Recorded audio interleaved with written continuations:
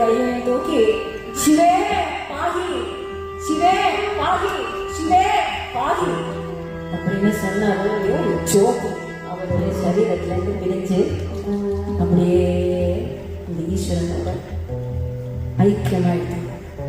எல்லாரும் பார்த்துட்டு இருக்கும் பொழுதே இத பாசமோச்சனே அப்படின்னா வெறும் பாட்டா ஏதோ ஒரு உபபரக்கிரியால ஒரு பூர்வீக கல்யாண பாட்டா பாடல, அவ அனுபவமா அந்த வாழ்க்கைய அந்த அனுபவம் ஒவ்வொரு சொல்லும் அவளுடைய சுவாசம் பிரியும் போது எல்லாருக்கும் என்ன பண்றதுன்னு தெரியல.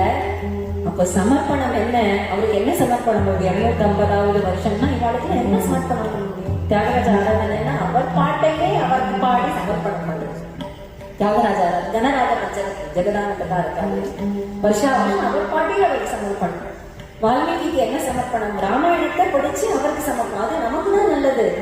அந்த மாதிரி தீட்சிதருக்கு சமர்ப்பணம்னா அவர் பாட்டையே பாடி அவருக்கு சமர்ப்பணம்னா இந்த தீட்சிதர் உடைய 250 உடனே எல்லாருமா சேர்ந்து அந்த பாட்டை